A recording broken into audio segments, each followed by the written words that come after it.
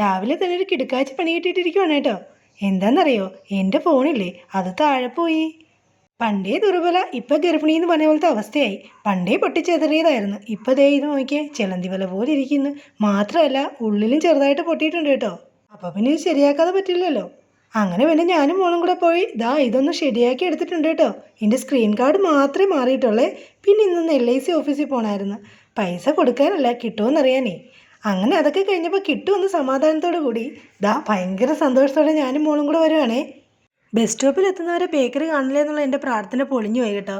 ഇവിടെ വന്നപ്പോൾ ഇരിക്കുന്നൊരു ബേക്കറി. അപ്പോഴത്തേക്കും പൊന്നൂസ് അതിനകത്ത് കയറി കഴിഞ്ഞിരുന്നു. പിന്നെ പറയണോ, എന്തൊക്കെയോ സാധനങ്ങളുടെ ലിസ്റ്റ് പറഞ്ഞു. എന്തായാലും അതൊന്നും അവിടെ ഇല്ലാഞ്ഞതുകൊണ്ട് സാധാരണ നമ്മൾ വാങ്ങിക്കാറുള്ള ഷാർജയും പിന്നെ പപ്സും വാങ്ങിച്ചങ്ങ് കഴിച്ചു. ബസ് സ്റ്റോപ്പിൽ നിന്ന് നല്ല ദൂരം ഉണ്ടായിരുന്നു LIC ഓഫീസിലേക്ക്. നടന്നു കഴിഞ്ഞപ്പോൾ ഒരു പരുവായിട്ടുണ്ടായിരുന്നു.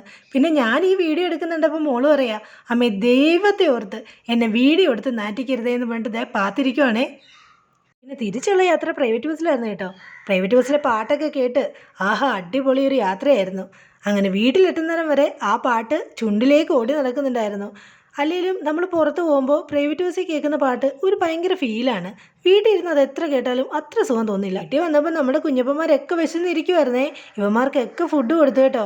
അങ്ങനെ ഫുഡൊക്കെ കൊടുത്ത് ഇവന്മാരൊക്കെ ഒന്ന് സെറ്റാക്കി ഇരിക്കുമ്പോൾ നമ്മുടെ ചേട്ടൻ കൊണ്ടുവരുന്നു ഒരു തണ്ണിമത്തൻ. ഒരാളത് തലയിൽ വെച്ചിട്ട് തണ്ണിമത്തൻ വേണോ തണ്ണിമത്തൻ എന്നും പറഞ്ഞ് നടക്കുവാണ് കേട്ടോ.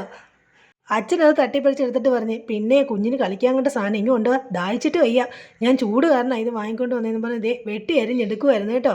അങ്ങനെ ചേട്ടൻ അത് വെട്ടിയെടുക്കുന്ന സമയം കൊണ്ട് ഞാൻ എന്ത് ചെയ്തു, എനിക്ക് അടുക്കളയിൽ കുറച്ച് പണിയുണ്ടായിരുന്നേ. ഞാൻ അതൊക്കെ ചെയ്തെടുക്കുമ്പോൾ അച്ഛനും മോളും കൂടെ ഇതൊക്കെ അങ്ങ് റെഡിയാക്കി എടുത്തിട്ടുണ്ട്. ചൂടിപ്പോൾ ഭയങ്കരമല്ലേ, അപ്പോൾ ഈ തണ്ണിമത്തനൊക്കെ തണുപ്പിച്ച് കുടിക്കുകയാണെങ്കിൽ നല്ല സുഖമായിരിക്കും.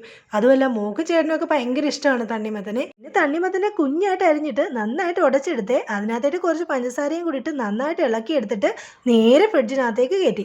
എന്നിട്ട് കുറച്ച് കഴിഞ്ഞപ്പോൾ എടുത്ത് ജ്യൂസായിട്ട് ഇങ്ങനെ ഞങ്ങൾ 3 പേരും കൂടെ കഴിച്ചു കേട്ടോ. രാവിലെ ഫോൺ പോയതിൻ്റെ ടെൻഷനും തല ആകെ ചൂട് പിടിച്ചിരിക്കുകയായിരുന്നു. ഇപ്പം എന്തായാലും നന്നായിട്ട് തണുത്തിട്ടുണ്ട്. എന്തായാലും ഇതൊക്കെ കൂടെ കഴിച്ച് കഴിഞ്ഞപ്പോൾ ഉണ്ടല്ലോ വിശപ്പൊക്കെ അങ്ങ് പോയിട്ടുണ്ടായിരുന്നു. എങ്കിലും ചോറ് കഴിക്കണമല്ലോ എന്ന് വിചാരിച്ച് നമുക്കിവിടെ മത്തിക്കറിയും അതുപോലെ ചീരത്തോരനുമായിരുന്നു കേട്ടോ. അതുകൂട്ടി ഞാനും ചേട്ടനും കൂടെ കുറച്ച് ചോറൊക്കെ കഴിച്ചിട്ടുണ്ട്. അപ്പം നോക്കുമ്പോൾ ഇവിടെ നമ്മുടെ റാംബോച്ചൻ ഫുഡൊക്കെ കഴിച്ചിട്ട് കിടക്കുന്നുണ്ടോ.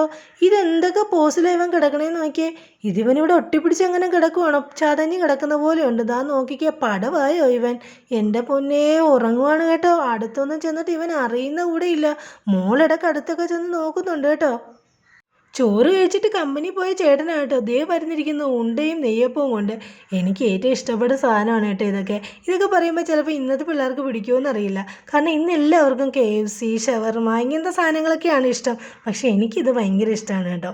എനിക്ക് പക്ഷേ ഇന്ന് രാവിലെ നല്ല ടെൻഷനായിരുന്നെങ്കിലും ഇന്നത്തെ വൈകിട്ടത്തെ ദിവസം സൂപ്പറായിട്ടുണ്ട്. ഓരോ സമയത്തും ഓരോ ഫീലല്ലേ. പക്ഷേ ഒരു കാര്യം, ഇവിടെ ഒരാൾക്ക് ഇതൊന്നും ഇഷ്ടമല്ല കേട്ടോ. ഒരാൾ നോക്കിക്കൊണ്ടിരിക്കുന്നുണ്ട്. അപ്പോൾ ഇന്നത്തെ വിശേഷം ഇത്രയേ ഉള്ളൂ. ടാറ്റാ.